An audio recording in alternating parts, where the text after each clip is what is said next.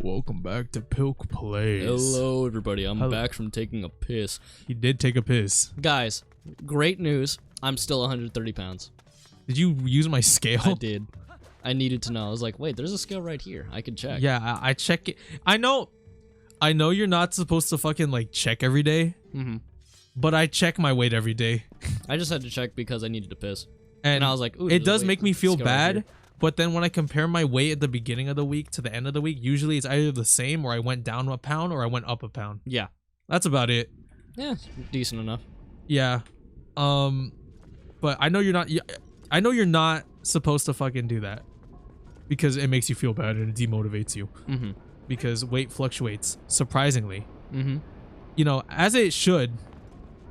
But yeah, what are we gonna talk about again? Oh right, I was gonna talk about Wukong. Yeah, he wanted to talk about Wukong. I love coming back Wukong. from San Andreas, which, again, this shit is so scuffed because it's so out of order. Yeah, I love that. It's so funny. But chat, I love Wukong. He's yeah, like, you have to tune in. He's one of my favorite characters.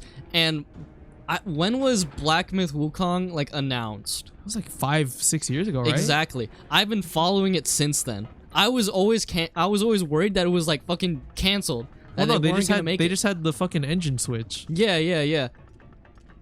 Like there was even an article about it that I read. It was like Black Myth Wukong canceled. I'm like, what? No.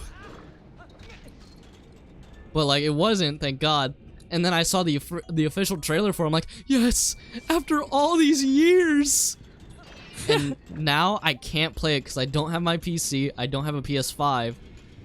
It's cooked. Your only method of playing it is through the show. It's through PilkPlays. I just gotta buy the game. Yeah, we just gotta go to the fucking GameStop. Yeah, it's not that hard. Not that deep. I can't wait to play it, but more than anything, I love the story. So chat, for anyone who doesn't know, Wukong is the inspiration for a lot of shonen because of Journey to the West. It's really just like a fucking like a blueprint for a lot of modern shonen and just action stories in general. Wukong is the muscle of the group who undergoes like a whole like emotional journey to be not an ass. Like, good on him. I love him. He was born from a rock. Like an actual, he was the stone monkey. There are multiple stone monkeys, but like he's the important one.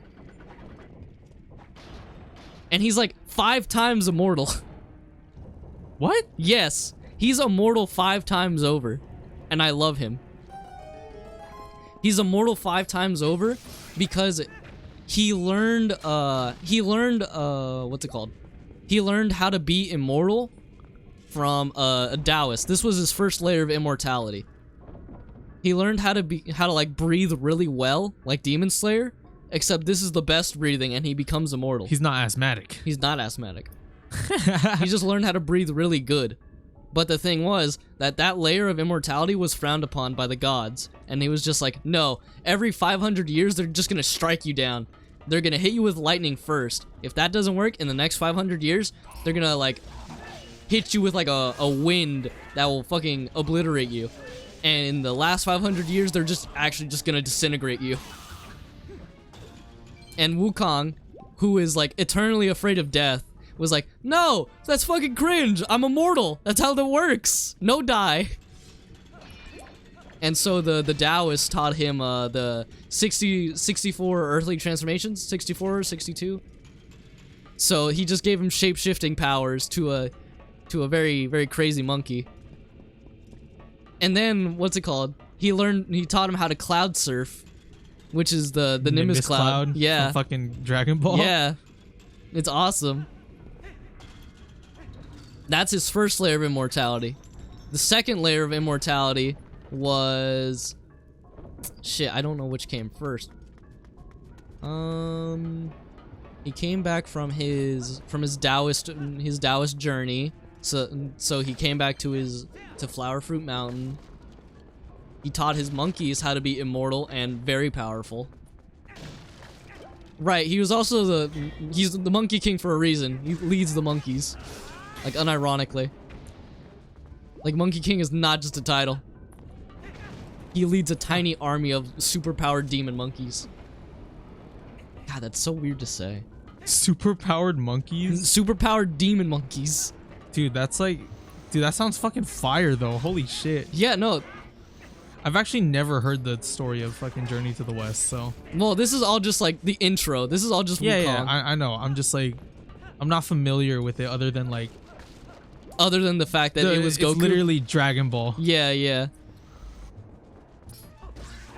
So his second layer of immortality, it comes from.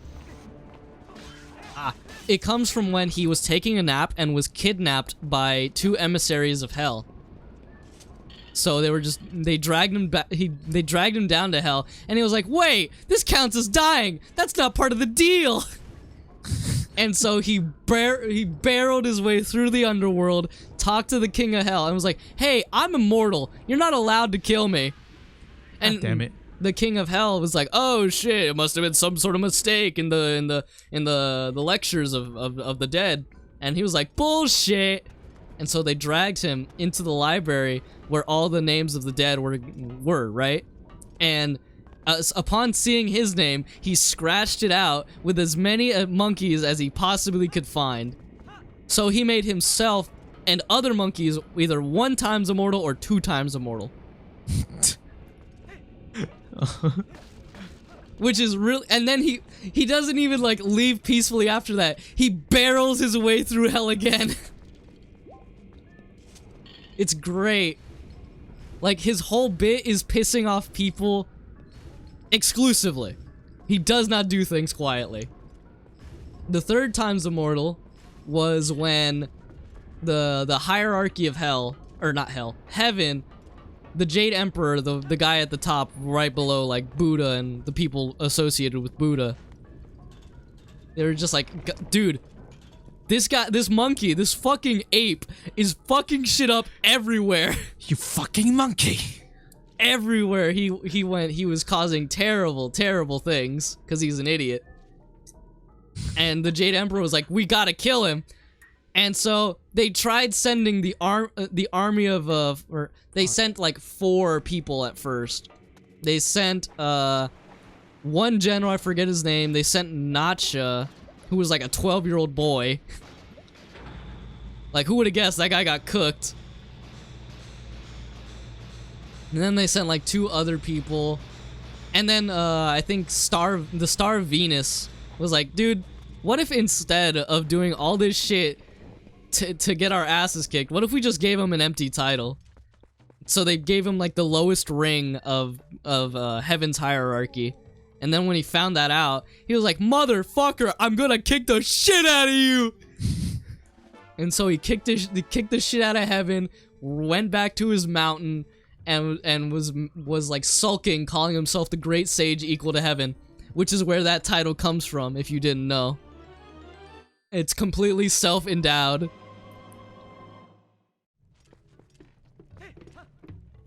Oh wait, no, I told that wrong. What the fuck? Yeah, no, the fighting, it happened after he got what's it called? After he threw a hissy fit about being the lowest ranked in heaven. Yeah, all that fighting happened after he threw a hissy fit and wanted to be called the Great Sage equal to heaven. And then he what's it called? After all that, they accept like, okay, you have an empty title, jack shit to do, you're fine. And so they do that, right? His empty title, then they get worried he's gonna get bored.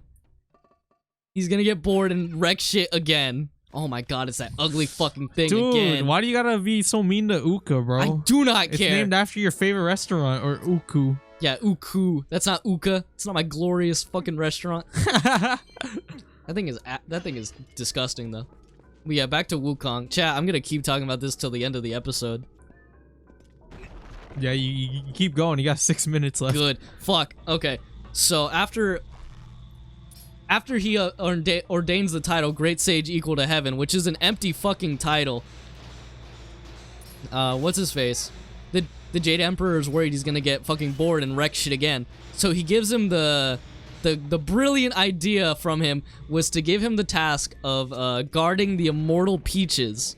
These are peaches that make you immortal. Who would have guessed? So he's in charge of guarding all of the fucking peaches because they're gonna have a celestial feast.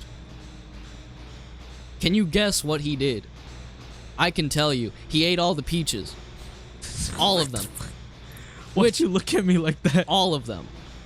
So, in theory, he's like a billion times fucking immortal, but like all those peaches, I'm gonna count them as another layer of immortality. So that's a third layer of immortality. And then, realizing his fuck up, he didn't realize his fuck up yet. Instead, he learned that he wasn't invited to the party. So in order to fucking get back at heaven for him being a fucking loser, he knocks out one of the gods that were invited to it. He knocks out all the people that were supposed to be tending the peaches. And then he goes to the party, drinks all the celestial booze that still makes you immortal because it's made out of the immortal peaches. That's the fourth layer of immortality. And then he gets drunk. He gets into this little laboratory that's owned by Lao Tzu. He's like a fucking like a tinkerer of heaven or whatever the fuck. And he discovers immortality pills. And he eats all of them. And he becomes the fifth layer of immortal. This is all in like the first couple chapters because Wukong's a fucking idiot. It's awesome sauce. It's so awesome sauce. He's my favorite character. It's I love awesome him. sauce. Chat, I love Wukong. I can tell. By like both the monkeys. Fuck you. By like the end of the story, not the end of the story, but like towards the end of Wukong's introduction, he pisses off the Buddha. And the thing is, Buddha in Chinese mythology is everything. Buddha is Nirvana. He is the universe itself. The universe flows through him. Whatever the fuck. He is the end-all, be-all. And Wukong challenges Buddha for the throne of heaven. So basically, he wants to overthrow the Jade Emperor.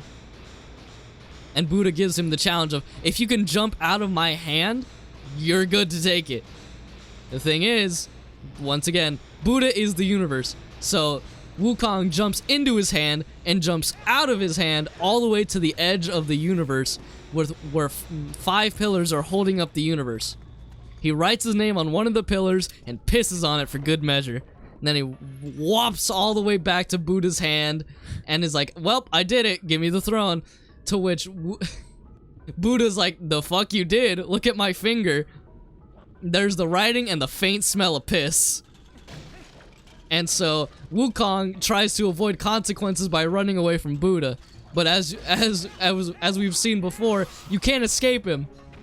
So he throws an entire fucking mountain on Wukong, locks him away forever, and then like the whole idea of Journey to the West starts after what's it called? The world's perfect man is found to undergo the journey to the West. God, would you believe that? That's awesome sauce, dude. It's so awesome. I love Wukong. It's awesome sauce. Oh, I didn't even tell you how he harassed the dragons of each river to get all of his shit. His staff, he broke a part of the fucking, what's it called? He destroyed a palace property because one of their pillars was size changing and heavy as fuck. Motherfucker, the video's ending and you're just like, this guy's gonna keep talking. I need to save this shit. Fuck you. Dude, I'm scared that my power is gonna go out. I'm sorry. That's awesome sauce, but we have to end the episode. God, chat, it's not done. No! That's awesome sauce. No!